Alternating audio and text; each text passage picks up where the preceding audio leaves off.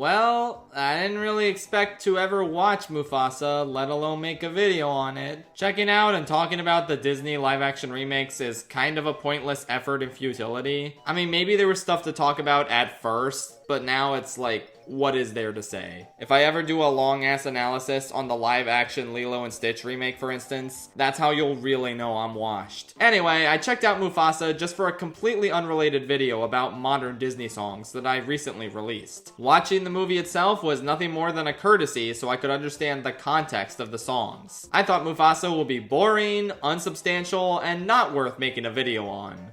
I was wrong. This movie is so ass. Oh my god, I can't believe it. And people are trying to tell me that it was fine. No one's saying it's good, but they're saying, hey, it's leagues better than the first live action Lion King movie. Really? Is that really what you're trying to tell me?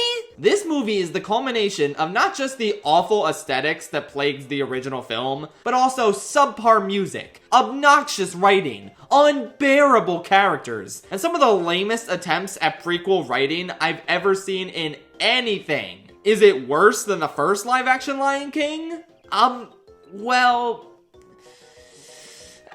No, I'll say that the first film is still worse, but I genuinely had to think about it. Just because this film actually tells an original story, that doesn't make it inherently better. And it's the fact that the original story it tells is so piss poor that makes this film worth talking about and analyzing in a way that the other live action remakes currently coming out aren't. Again, if I ever dedicate half an hour to talking about the live action Snow White movie, just shut my channel down at that point. I promise you, Mufasa is a different beast though. I think going into this film, nobody was really all that interested, but there was the mildest of high hopes because instead of being helmed by noted hack fraud Jon Favreau again, this installment in the live-action Lion King cinematic universe was being helmed by Barry Jenkins, the guy who directed Academy Award for Best Picture winning Moonlight, as well as If Beale Street Could Talk. Like, this is a real director, guys. I think the announcement that he would be making a live-action Mufasa prequel film more so bewildered people than got them genuinely interested. But I think it was an indication that, hey, maybe this film will be marginally better than Lion King 2019. And for a lot of people, it was. Some people do think this is a fine 5 out of 10 film. And like, whatever, I won't take that away from you.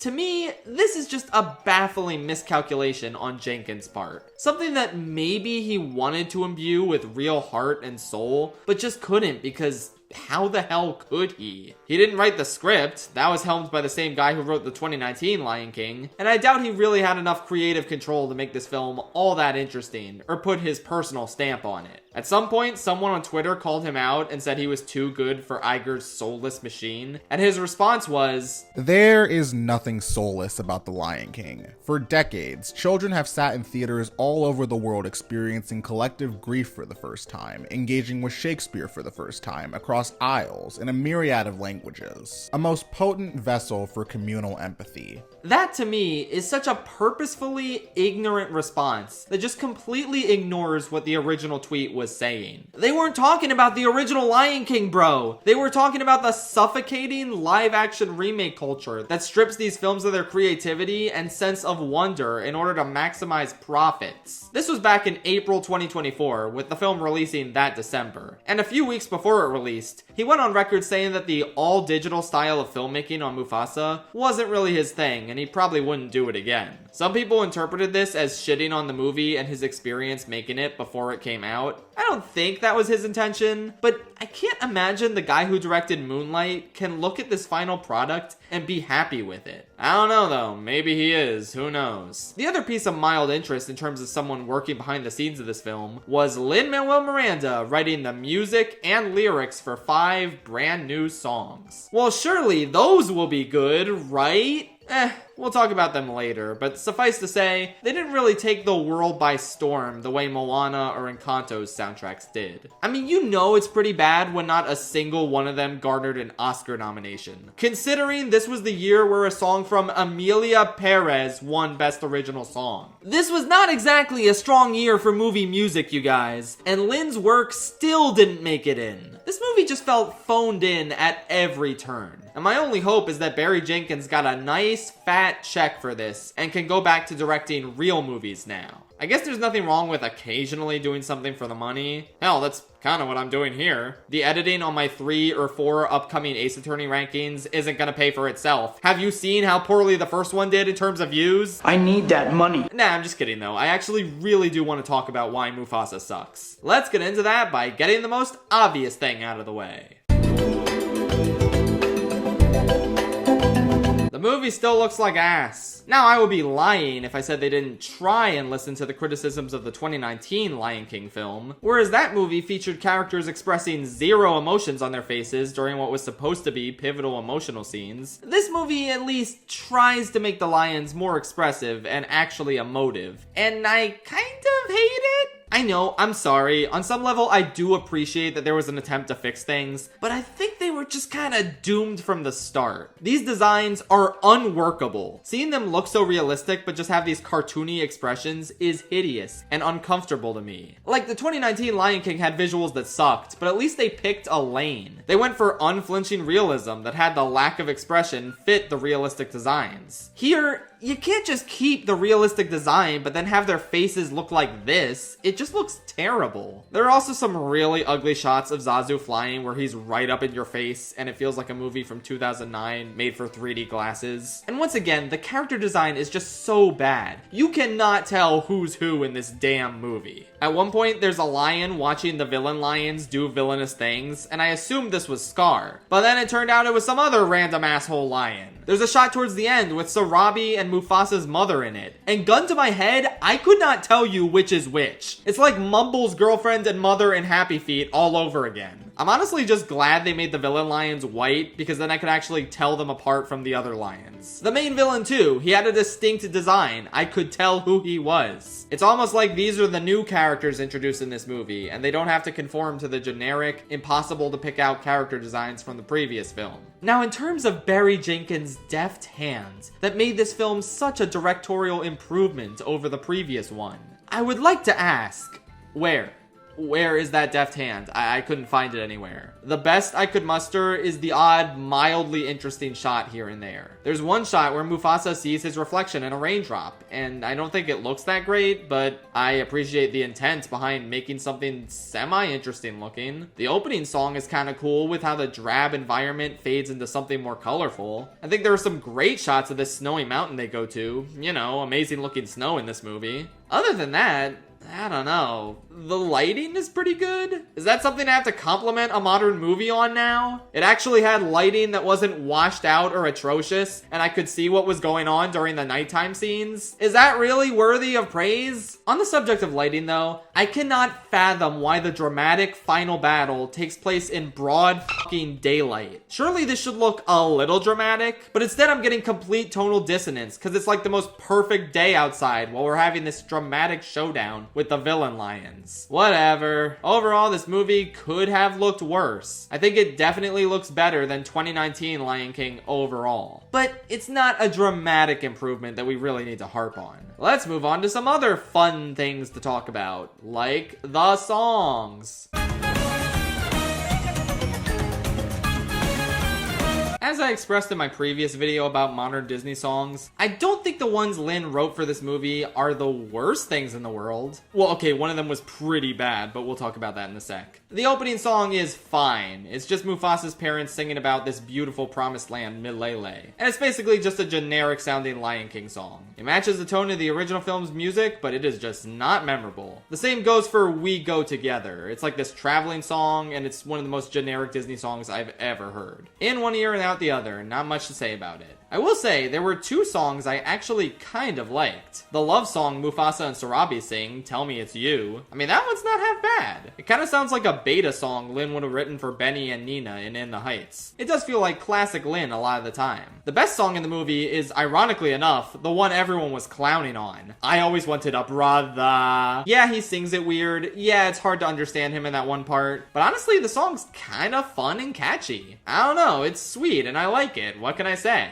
I'm not saying it's outstanding, and it actually has some notable consistency issues between the lyrics of the song and the visuals of the film. Like, the other animals sing, "Did your mama say you could be up this late?" Even though it's the middle of the fucking day. I mean, to be fair, lions do sleep a lot, so maybe it is past their bedtime, I don't know. But then later, one of them sings, "Make a wish on the brightest star." And like, surely there should have been a star in the sky to wish on? You know, at nighttime, when you can see stars? Was this song written for night, but then they changed the script? Did they just lock Lin in a room to write these songs without consulting with the screenwriter at all? I mean, maybe that is the case, because eventually it does become night. Okay, that's a good start. But Mufasa sings, "I always wanted a brother. I still remember my mother, one season after another." Bro, you're talking as if it's been years since you saw her, but it's been a day. What do you mean you still remember her? Of course you do. It has not been one season after another. This song does not fit the story. In case you've forgotten, let me remind you that this is the best song in the film. Later on, Scar gets a dark reprise of this song when he starts turning villainous for the dumbest possible reason. I'll talk about that later, ooh boy. But yeah, this song sucks. But not nearly as bad as the song from the main villain of the film, the nefarious White Lion. His song is entitled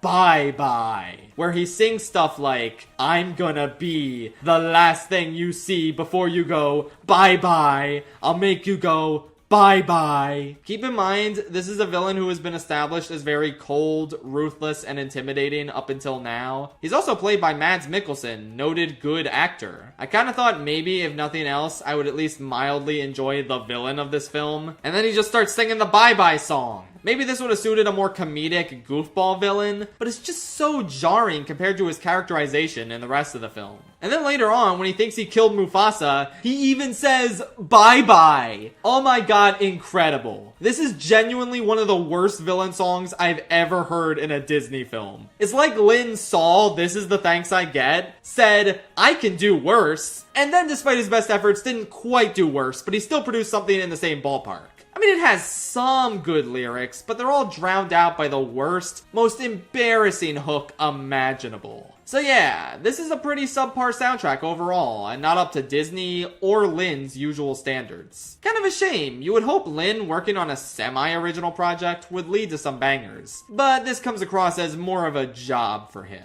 Oh well, so far everything I've talked about seems kinda bleh. But is there anything that really makes this a full-on cinematic disaster? Yes, that's why I made the video. It's time to talk about the characters. I don't really like any characters in this movie. They're all either really boring or really annoying. I think there's one exception to that, and that's Rafiki. I wouldn't call him great or anywhere close to how amazing the actual Rafiki is. You know, the one from the real Lion King movie. But I thought he was a decently lively addition to the journey who didn't get on my nerves like some other people will talk about. I like the scene where he catches a fish but then just lets it go and says they're gonna share the pond with the fish or whatever. I don't know, nothing he did in this felt out of character, and I overall think he was pretty okay.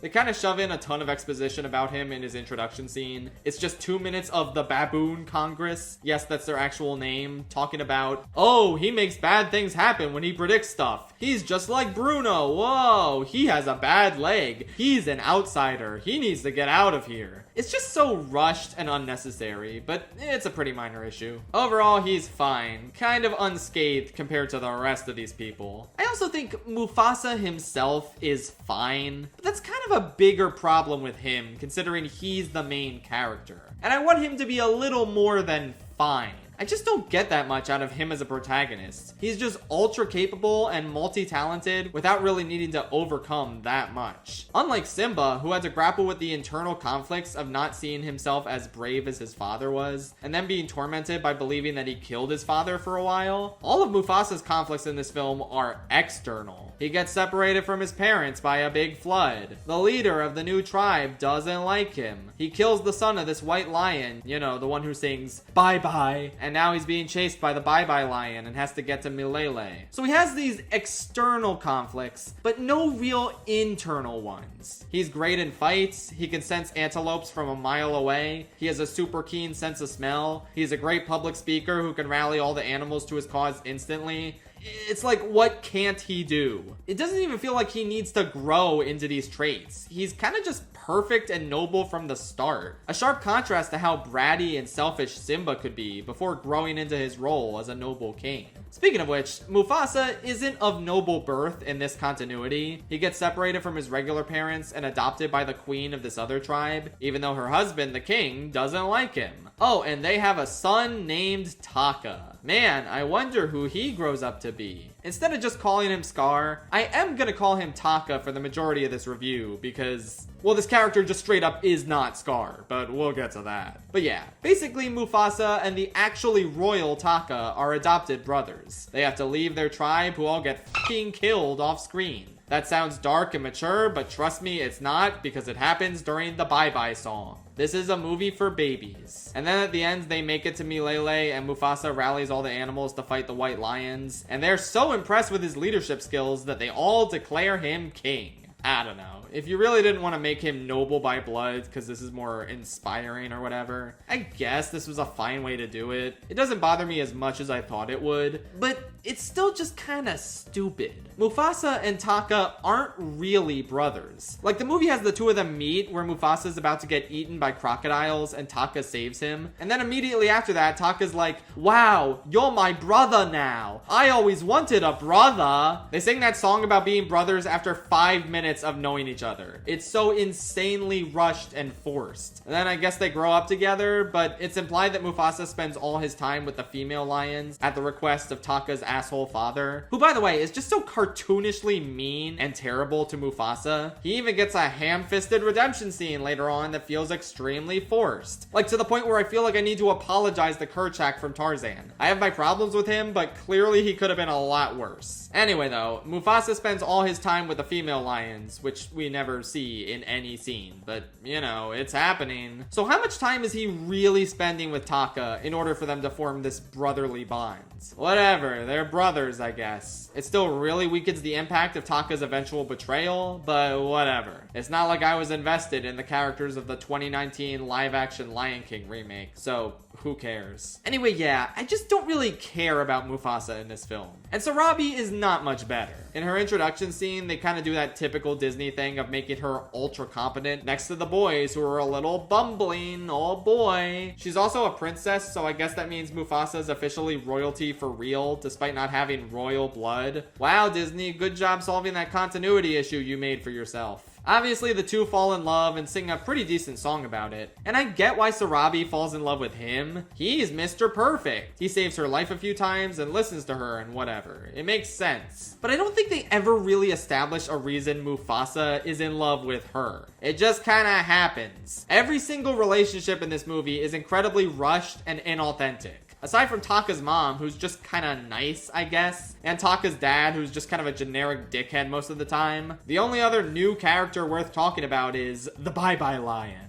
I guess I'll give him credit in the sense that he's just straight up evil. Like, they don't try and do a forced tragic backstory for him like Magnifico. He just straight up is a terrible person. That's cool, I guess. He's also embarrassing. It's mildly interesting to have this ultra predator lion who systematically wipes out other lion tribes, but unfortunately he's very boring and generic other than a decent design and voice. Again, his whole thing is that he makes other lions go bye bye. I don't think I need to explain more than that. I guess if I had to put him in my Disney villain ranking, he would go above Magnifico, Radcliffe, and Nalo from Moana 2. But then he would go below Kron from Dinosaur. Yes, the villain from Dinosaur was better.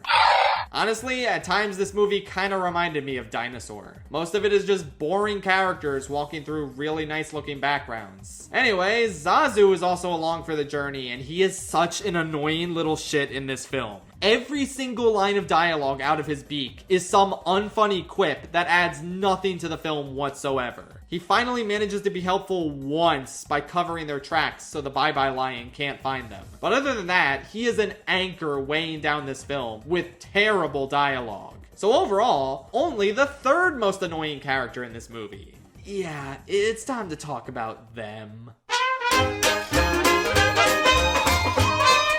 Honestly, I wasn't going to dedicate an entire segment of this video to Timon and Pumbaa, but the more I thought about it, the more I realized, no, I kinda have to. If you've seen the movie, you might have noticed that I haven't brought up a pretty notable aspect of it. The fact that there's a framing device to the whole thing, with Rafiki telling the story of Mufasa to Simba's young daughter, Kiara. Okay, I think it is kinda nice that they kept the continuity with Lion King 2 and gave his daughter the same name. Honestly, this isn't a terrible idea for a framing device. At times it can get a little corny, like Kiara will be hearing the story and say, "Run, Mufasa!" Bro, you're not watching a movie. You can't see him. What are you doing? Also, wow, I wonder if your grandfather is gonna die in this story, as if you weren't f***ing born. Okay, whatever, she's just a stupid child, who cares? This could have easily been a perfectly nice, inoffensive addition to the movie. Instead, it's maybe the most woefully dreadful aspect of any film to ever exist. Okay, I'm exaggerating a little bit, but holy shit, dude. Of course these scenes can't just be between Rafiki and Kiara, because Timon and Pumbaa are also here to give funny commentary on everything that's going on. Said funny commentary mostly just consists of asking, hey, where are we in this story? Are we gonna be in the story soon? Hey, I bet I know who Taka is. I bet he's Pumbaa. Okay, now I really know who Taka is. Hey, also, by the way, why aren't we in this story? Also, let's sing. Hakuna Mufasa. Oh wait, we can't sing that. We'll get sued. What the f*** are you talking about? You own that song! Both in universe, since you two wrote it, and in the real world. It's a fucking Disney song. What's the joke? Every single time it cut back to Timon and Pumbaa, I contemplated ending it all. It's such an extreme, unbearable case of tonal whiplash to go from some potentially dramatic and intense scenes to these two faces hamming it up and draining my will to live. I didn't even dislike them that much in the 2019 Lion King film. I thought sometimes they had jokes that were funny. And at least they had a role in the fucking plot, too. Here, they have no reason to be here whatsoever. Simba has like 2 scenes at the beginning and then he's basically out of it until the end. Nala has like 2 lines. It's not important to show them interacting with their daughter, but we gotta have the funny Timon and Pumbaa shenanigans. And sorry, can I just go off on a tangent here for a second and say that I don't really understand Seth Rogen's deal. So he recently co-created this series on Apple TV Plus that he also stars in called The Studio. And in it, he basically plays this newly appointed studio head who's interested in making really artistic films and saving the integrity of cinema as a whole, despite everyone around him wanting to produce slop since that's where the money is. And it's like, cool, the show's funny and entertaining and all, but also Seth Rogen feels like the entirely wrong person to be a part of this. Like, they make fun of stupid concepts like a Kool-Aid Man movie. But then a couple months before this show aired, here he is having a voice role in a live-action prequel Mufasa movie. It's like, Seth, where do you get the gall to make a show where you play a character like this? You're the voice of Donkey Kong, man. What are you doing? I think the show is pretty good and his performance is fine in a vacuum, but I just keep thinking about this weird juxtaposition between this show he co-created and the vast majority of the rest of his career. He can be quite good in a lot of live action and animated projects. He's great in The Fabelmans, he's great in Invincible, he's absolutely fucking atrocious in Mufasa, and I wanted to rip my ears out every time it cut back to him and Timon. I really like the scene in particular where Kiara walked away from Timon and Pumbaa bickering with Rafiki and prayed that her parents would come back, because I assume she was just tired of this boring ass story and Timon and Pumbaa's annoying ass interruptions. Honestly, fair. I would have done that too. Anyway, there's one other character that I just had to dedicate an entire segment to, because I am beyond baffled by nearly every aspect of him in this film. Let's talk Taka. I don't even know where to start with Taka. I feel like when showing the backstory of Scar, you first had to decide on one of 2 things. Either make him kind of a conniving, evil dickhead from the start, or show him gradually becoming that over time. And like, they tried to do the second one, emphasis on tried. Taka at the beginning is nothing like Scar. Like, he's genuinely a more cheerful and whimsical person than Mufasa. He's ridiculously excited about having a brother. He doesn't seem to be retaining any of the negative lessons his dickhead dad is teaching him. He's honestly most comparable to young Simba, just an absolutely overenthusiastic young lion cub. The thing is, he remains an overenthusiastic young lion adult through basically the entire second act of the film, never showing a hint of darkness. Let's use Anakin Skywalker as an example. Obviously, he's a goofy, happy kid throughout the entirety of Phantom Menace. He's always like, yippee, now this is pod racing. You never get the sense that this kid is gonna grow up to become the second most evil guy in the galaxy. But then Attack of the Clones rolls around, and he's a moodier and angrier person who thinks his mentor is holding him back, and eventually succumbing to his rage and slaughtering not just the men, but the women and the children too. Now, like, imagine if Anakin didn't do any of that. Imagine if he was basically the same character as he was when he was 9 years old. This entire movie is just him going, yippee! Now this is pod racing again. That's basically how Taka is throughout the entire second act. Still fiercely loyal to his brother, still an unambiguously good person. What the hell happens in the third act to make him suddenly turn on Mufasa so much? Oh, you see, turns out he was in love with Sarabi, and he's jealous that Sarabi loves Mufasa instead. What? Okay, ignoring the fact that animated Scar is the gayest motherfucker alive, this is genuinely one of the stupidest possible motivations I could ever see for someone turning completely 100% evil. And before you say, well, he doesn't turn 100% evil because he realizes his mistake towards the end and saves Mufasa. Yeah, but then he kills him later on. So this is basically the event that kicks off his entire drastic personality change. He is literally just a goofy, happy-go-lucky lion. Then he sees Mufasa and Sarabi getting together, and in the span of one song, he just entirely shifts into a nefarious nut job. So much so that instead of confronting either of them about this, he immediately goes to the Bye-Bye Lion to help him track down and kill Mufasa. So much for always wanting a brother, sheesh. To be fair, I think this was a bit of a dick move on Mufasa's part. Earlier on, Taka tells him that he's crushing on Sarabi, and Mufasa tries to help him make a move on her. But then, of course, Mufasa falls in love with her for reasons I'm still not clear on, and they get together. Okay, look, true love is true love, whatever. But it's seriously messed up of him to never even attempt to apologize to Taka for getting with the girl he knows Taka liked. Either after they had their private moment together, or later on after Taka's betrayal is revealed. Yes, Taka is completely in the wrong in this scenario, but you could have at least said sorry for instigating this whole situation, even if Taka did have the most insane, overblown reaction. But yeah, Taka is in full-blown evil mode now. This is seriously all it took. Turns out the entire time, Scar was just an incel. That was basically the only reason he killed Mufasa. They try and throw in some other shit later on, like, oh, you stole my mother and father from me. As if his mother didn't love him when she clearly did. As if his father didn't love him so much that he commanded Mufasa to take him away so he could live on. Maybe he meant it in the sense that Mufasa killed the Bye-Bye Lion's son, and this is the reason Taka's parents had to die. But then why did you side with the Bye-Bye Lion? This is ridiculous. He's the one who killed your fucking parents. Mufasa only killed his son in self-defense because they were trying to kill your mother. The Bye-Bye Lion is the enemy here. But then they have a scene that implies that Taka is spiritually the Bye-Bye Lion's new son?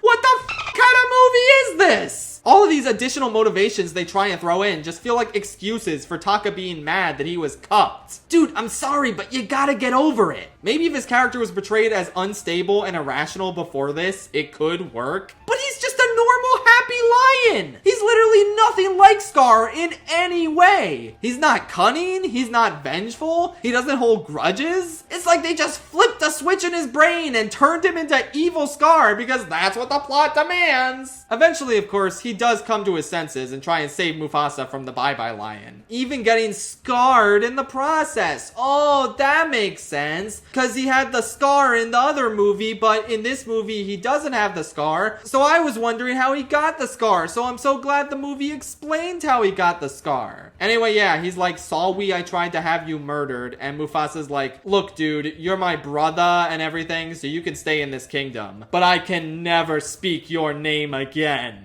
What? That's so dumb. Like, it's just a name lame, bro. You should have just said you can never call him your brother again. But, you know, we gotta get the continuity right. So Taka's like, here, call me Scar, so I'll never forget what I've done. Alright, whatever. I just can't believe they could butcher Scar even more than they already did in the 2019 film. Everything about his character is so sauceless and cringe, with a lot of that having to do with my final point of discussion today. The awful dialogue and awful constant references to the original film. Alright, we're in the home stretch. We can do this.